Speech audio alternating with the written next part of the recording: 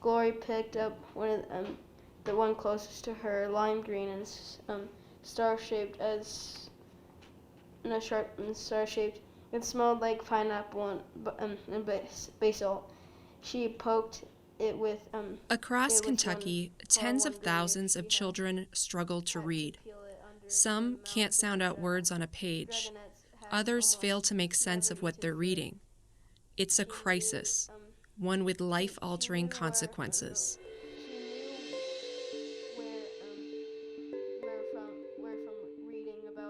He is at 6th grade with a genius brain in certain areas and can't read past 3rd grade level when we test him. I mean, how does anyone survive in a world when you can only read at 3rd grade level? And if that didn't Kate Farrow is a single mom and small business owner. She moved here to Oldham County, Kentucky for its top-ranked school district. She's been met with disappointment. So has mom of 3, Shelley Lee. I moved to Oldham County because, we heard it was such a good school system, right? And I found it fascinating, just absolutely fascinating, that Oldham County was not even trying to follow the best practices for teaching reading, writing, and spelling. I don't know how it went so wrong. As I dove more into this... Oldham County is a rapidly growing area just outside of Louisville, covered with sprawling horse farms and planned communities.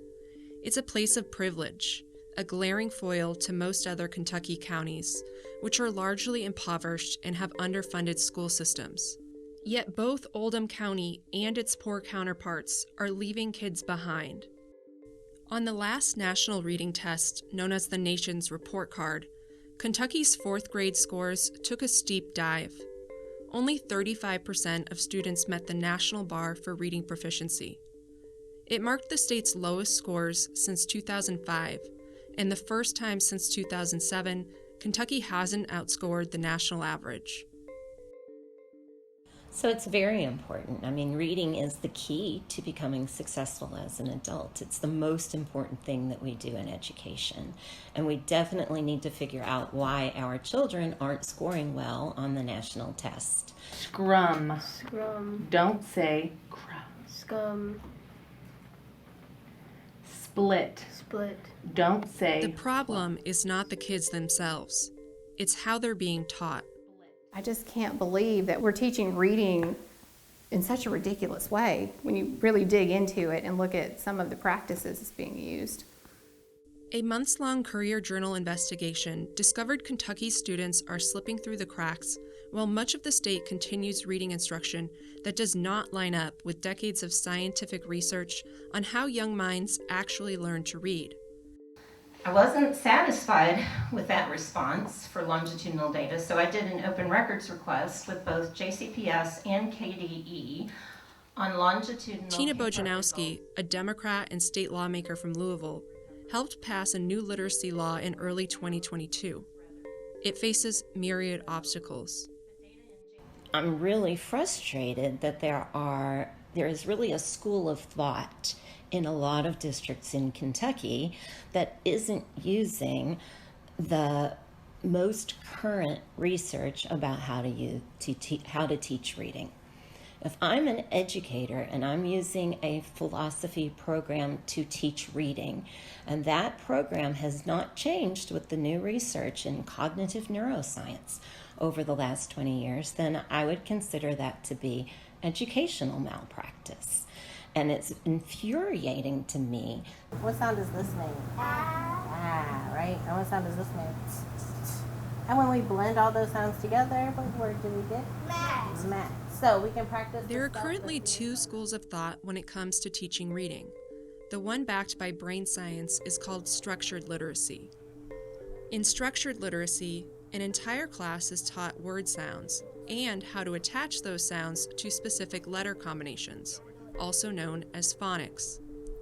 The other camp is known as balanced literacy. Though advocates say it balances all of the necessary components of reading, phonics often gets short shrift. Bojanowski isn't just a lawmaker. She's a special educator for Kentucky's largest school district, Jefferson County Public Schools. And one of my kindergartners was in her reading group, and there she was. She was a very beginning reader, and she was reading "The Spaceship is Flying." She couldn't read any of those words. We were working on reading 3-letter words. So in balanced literacy, there's more of an emphasis on reading. When you're really not reading, you are looking at pictures, you are remembering what text you read on the page before because it repeats. And from the research I've done, children need to learn explicitly and systematically, starting with our foundational skills.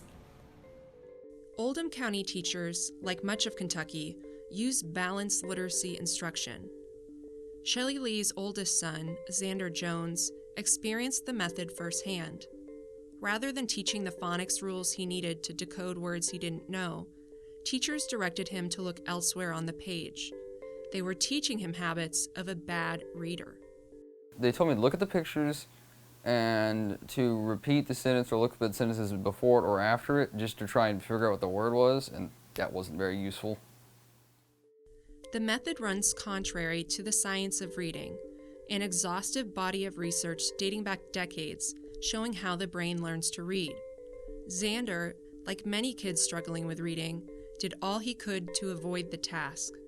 Used to, I would get up and just either leave the room or just make it too difficult to be worked with.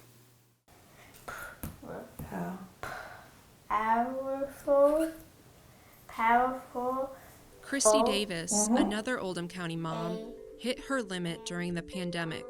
She was able to watch her daughter Anna's reading lessons. At no time was she making a connection between the sounds of the letters in the word to chunk it together to read a word. It was all guessing, and she never could retain it from day to day.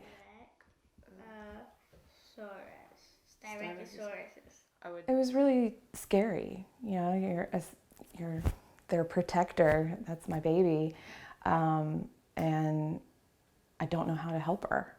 I don't know what to do. What's my middle sound? What's my first sound? Point to it. What is it? Anna's teachers told Davis not to worry. It wasn't possible.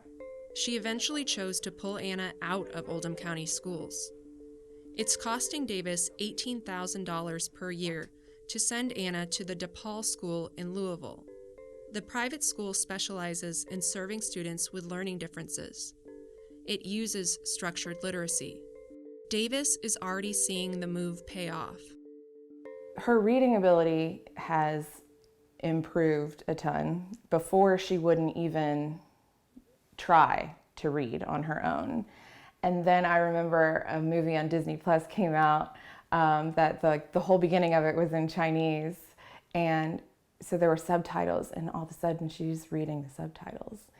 And, you know, my heart stopped. I thought, oh my gosh, she's reading without being prompted and without mommy telling her, you know, read this one right now. Indecision. So if you make a decision, you've made up your mind. So an indecision would be what? You haven't made up your mind? That's right, you have not made up your mind. Shelley Lee also decided she'd had enough. After seeing her younger son, Jensen, struggle with early reading like Xander did, she pulled him out of Oldham County schools. His new private school is a 25-minute drive each way from their Crestwood home.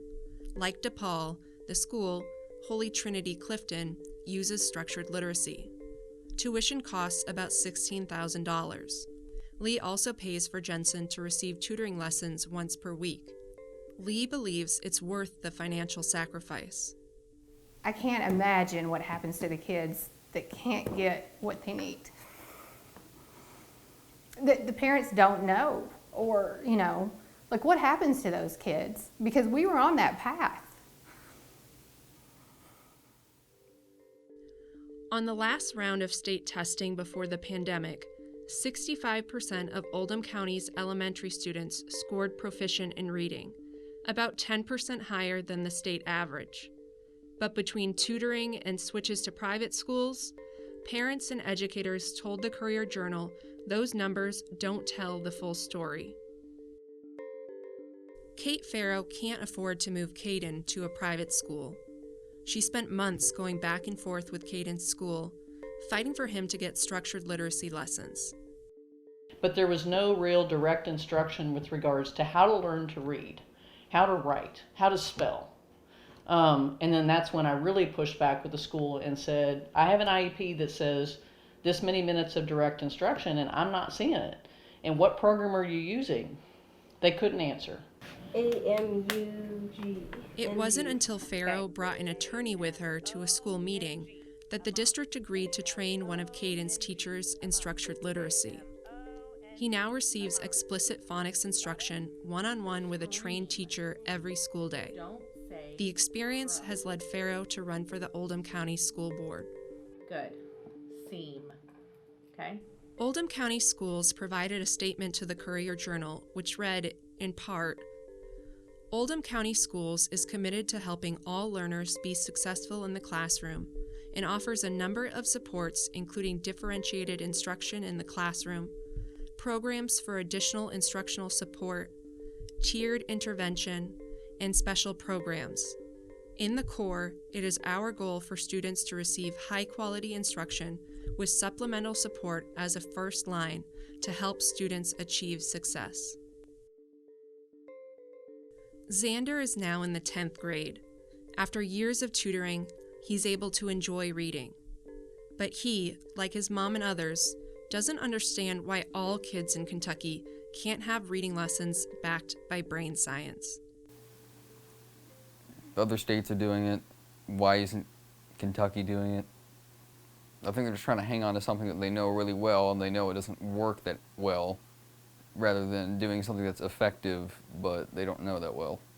I mean, that's what most people would do. Like, if there's something more, there's a more effective way, but they don't know how to do it, they're going to stick with their less effective way and continue doing that.